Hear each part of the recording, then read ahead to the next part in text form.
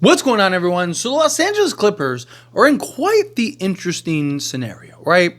They've been surprisingly good this season. Kind of expected them to be a good regular season team, just because they got a bunch of young athletes, got a bunch of guys that can do multiple things out there on the basketball court. James Harden even talked about in the offseason, if he could kind of get to a version of Houston James Harden, then I think that they can do some noise, right? I don't think that they're a contender or anything like that, but I think they're a very good regular season team. They've been that. They've been a very good regular season team. James Harden has been very good, very great. You have guys like Norman Powell that are playing above what you expected from them. The pieces fit, the pieces make sense. Ty Lue is one of the better coaches in the NBA who has shown in the past that he could do more with less. Right? The Clippers are in a very good spot. They just got Kawhi Leonard back. Right, and he actually looked good in that first game. They just absolutely blew out Atlanta. So they have their star, right, their best player, returning from injury. How long is the problem? Hopefully the rest of the season for them, right? If he can stay healthy, or at least healthy-ish, right? At least don't miss 20 games and be healthy come playoff time. And they could make some noise. James Harden, there's concerns about him come playoff time, right? He by himself will go win you a playoff game, but he by himself will also lose you multiple playoff games, right? That's the problem with James Harden. You don't know which James Harden's going to show up the last few seasons, right? Same thing happened in this with the Sixers, right? You had that game where Joel Embiid was out, and James Harden literally won the game, just dominated. Was where has this guy been, right? This guy's ridiculous. Right? And then the rest of the way was just awful. So you have that concerns. But Kawhi is so good when healthy, right? Healthy Kawhi is still a top 10 player in the league, right? Healthy. Because he's still the best, probably get a stop guy, get a bucket guy in the league. He can defend anybody, completely shut him down, right? And then just go get you a bucket, close out games, and be absolute money. And he does it efficiently, right? Kawhi is Kawhi, right? It's why teams like the Clippers put up with it, right? That you'll only count on him 20 games a season.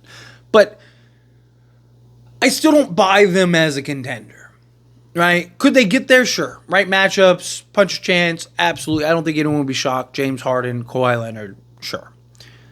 Question is, if you're the Clippers, do you go and look to make a trade, go to look to make a splash, right, at the trade deadline? Right now, the Clippers are the 7th seed, but they're only half a game back from the Denver Nuggets and the Lakers from being in the 4th seed. They're 2.5 games back of the 2 seed. And like I said, they just got their best player back. How long can he play? How long can he stick around? We'll see. Time will tell. I'm not saying that they need to necessarily go and enter the Jimmy Butler sweepstakes or anything like that, right? I'm not saying you have to go do anything crazy. But, I definitely think that there is an argument to try to see it. Can you get in some of these conversations? Can you get into some of these things, right? You have a couple contracts, Nick Batum's contract, several guys. You have probably $25 million in tradable salary that wouldn't affect kind of the main core guys. I know Batum's, but if you can upgrade him into something, asset wise, they're not super flushed with assets, but they got some young guys, they got some young talent. Clippers are deep.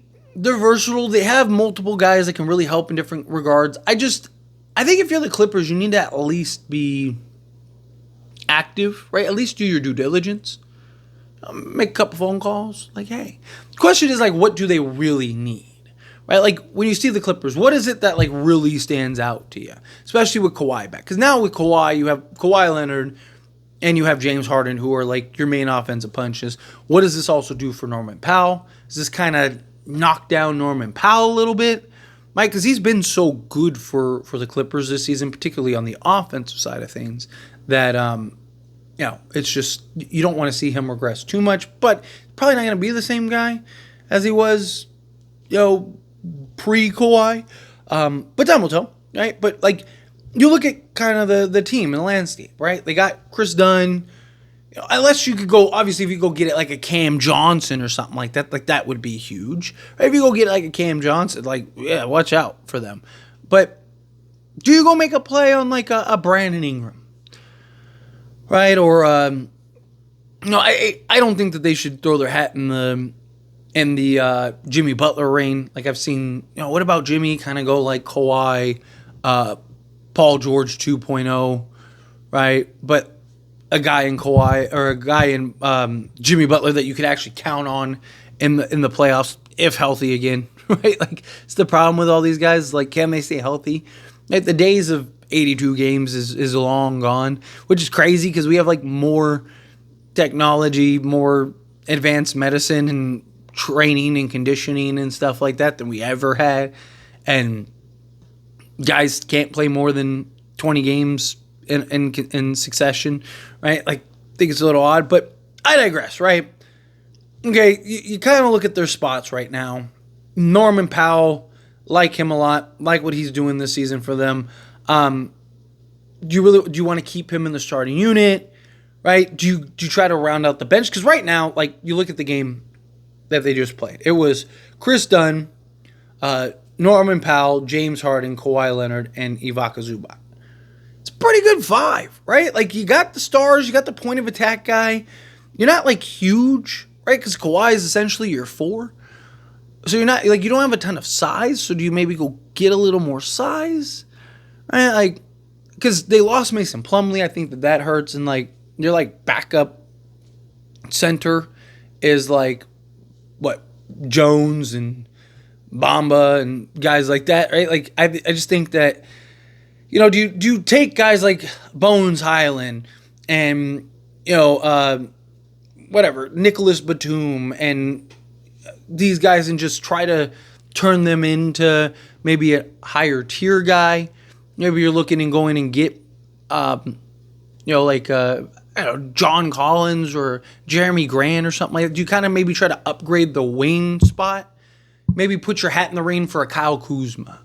Right? Give you some size, some length, some versatility out there.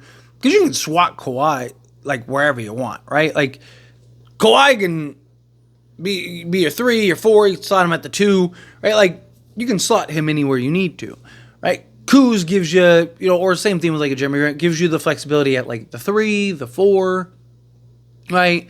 Do you try to go get kind of another, like, bucket getter? Like, I don't know. Like, they're in the thick of it, right? They're right there in the mix.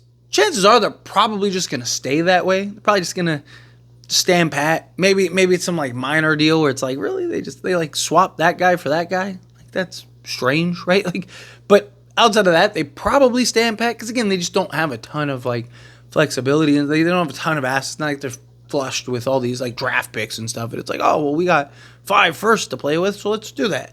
So, but it's just, if you're the Clippers, especially Steve Ballmer and how much he wants to win, right? You got to imagine Steve Ballmer's like, can we do something here?